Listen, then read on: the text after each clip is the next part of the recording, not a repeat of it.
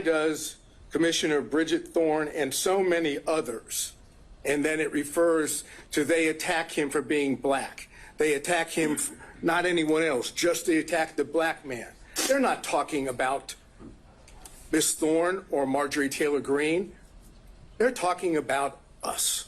And you know how everybody knows that? Because not a single story from the media reported anything other than Fani Willis accused the defense and defendants of being racist. Now here's the common sense part of this.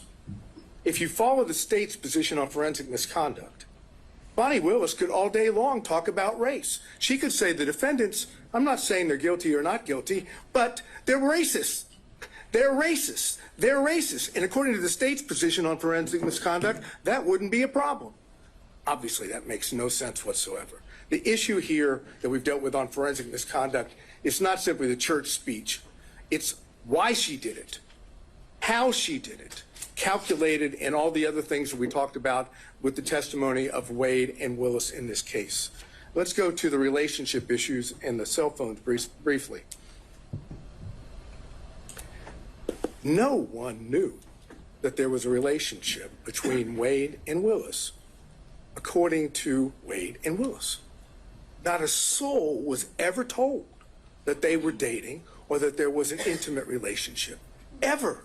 They concealed it from all parties, from Daddy. Daddy didn't even know they had a relationship.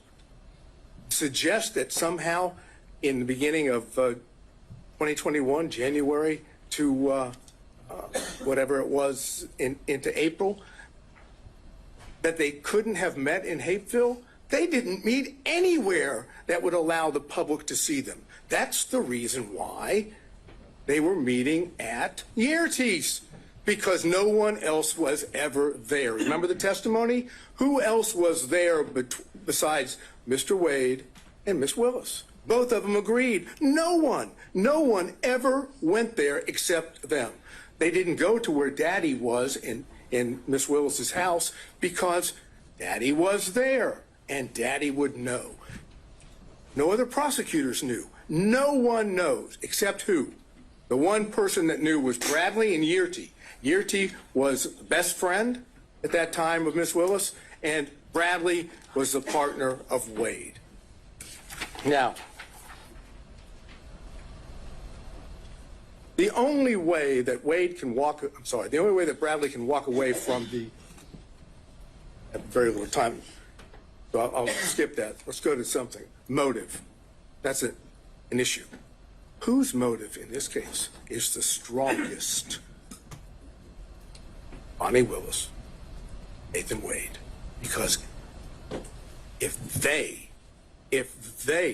testify truthfully on every point, what happens if the relationship started before November 1st? They get disqualified. Who has the best motive of anyone to lie? They do. Who has the most at stake to lie? They do. Who wants to stay on this case for whatever the financial reason may be? They do.